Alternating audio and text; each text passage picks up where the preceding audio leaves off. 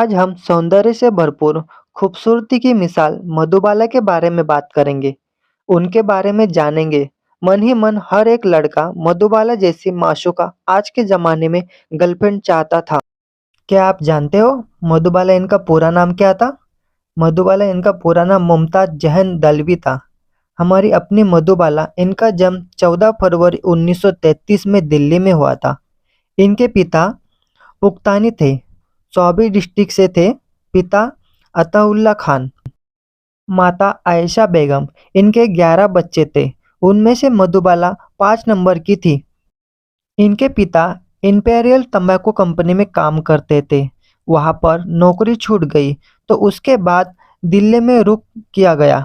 दिल्ली में कुछ वक्त काम करने के बाद इनके पिता ने डिसाइड किया कि वह मुंबई जाएंगे। मधुबाला ने बचपन में त्रासदी देखी थी। 3 बहनें और 2 भाई 5 और 6 साल के उम्र में ही गुजर गए थे। मधुबाला को बतौर चाइल्ड आर्टिस्ट बॉम्बे टॉकीज ने काम दिया और तभी ये अंदाज नहीं था कि आगे चल के द मधुबाला बन जाएगी। बेबी मुमताज के नाम से काम करती रही और दिल्ली चली गई अपने पिता के साथ। उनकी पहली फिल्म 1942 में बसंत और बतौर चाइल्ड एक्टर काम करती रही। उस समय की मशहूर एक्ट्रेस और honour of studio Devika Rani ने मधुबाला को दिल्ली से मुंबई बुला लिया।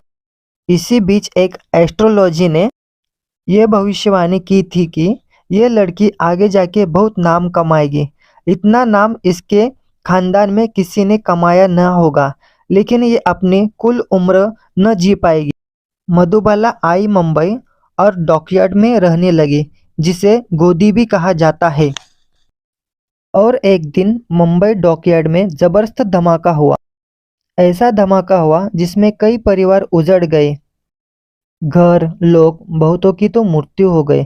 14 अप्रैल 1944 में ये धमाका हुआ था। इत्तेफाक से पासी के थिएटर में अपने परिवार सह मूवी देखने गई थी। इस वजह से वो बच गई, लेकिन उनका घर डिस्ट्रॉय हो गया, उजड़ गया।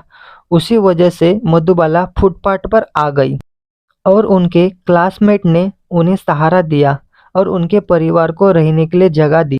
मधुबाला वहाँ रही जरूर, पर इसी वक्त उन्हें बतौर हीरोइन मूवी मिल गई। राज कपूर के साथ केदार शर्मा की फिल्म नीलकमल में काम किया। उस समय उनकी उम्र 14 साल की थी। उनकी मुस्कुराहट ही सब कुछ बयां कर देती थी। और ये कौन भूल सकता है महल विद अशोक कुमार, और ये गाना आएगा आने वाला है। महल के बाद इन्होंने कभी पलट के नहीं देखा। दुलारी, बेकसूर, तराना, बादल, इन सभी फिल्मों में इनका अभिनय देखने लायक था। और इनकी जिंदगी में आई जवार भट्ट, दिलीप कुमार की मूवी जवार भट्ट। इसमें उनकी मुलाकात हुई जो नज़दीकियों में परिवर्तित हो गई और उनमें प्यार हो गया। लग रहा था यूसुफ खान और मुमताज़ जहां दिलवी बहुत जल्द शादी कर लेंगे। और इसी बीच B.R. चोपड़ा की फिल्म नया दौर पर इस मूवी की शर्त थी आउटडोर शूटिंग होगी, पर पिता ने इस खिलाफ केस कर दिया और मजबूरन दिलीप कुमार को डायरेक्टर का साथ देना पड़ा। इस वजह से मधुबाला इस फिल्म से बाहर हो गई और वैजंती माला इस फिल्म में आ गई। इस केस ने इन दोनों का दिल तोड़ दिया, उनका रिश्ता खत्म हो गया। इस केस ने इन दोनों का दिल तोड़ दिया, उनका रिश्ता खत्म हो गया। और इसी वक्त मुगले आजम की शूटिंग उस वक्त चल रही थी। शहजादे सलीम और अनारकली के किरदार खूब निभाए, पर ये दोनों साथ न आ पाए। इसी बीच एक शूटिंग के दौरान खून की उल्टी उनको हुई। तब पता लगा उनके दिल में छेद है। उस समय इसका इलाज मुमकिन नहीं था। एक तरफ मधुबाला का दिल टूटा था और दूसरी तरफ उनका दिल बीमार था। फिल्म चलती की नाम गाड़ी, इनमें किशोर कुमार की मुलाकात मधुबाला से हुई। मधुबाला के पिता ने किशोर से कहा, पहले मधुबाला की तबीयत ठीक होने दो, बाद में शादी करना।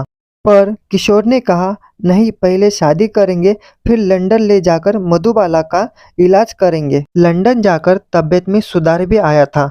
मधुबाला ने फिर से फिल्म में काम करना भी चाहती थी। फिल्म चालाक के लिए इन्होंने राज कपूर से बात भी की।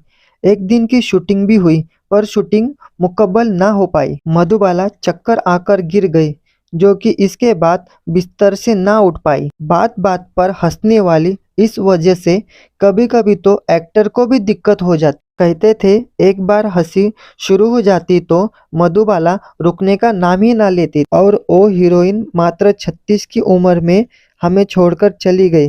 तारीख 23 फरवरी 1969। यकीनन मधुबाला जैसी एक्टर्स ना बॉलीवुड में थी ना होगी।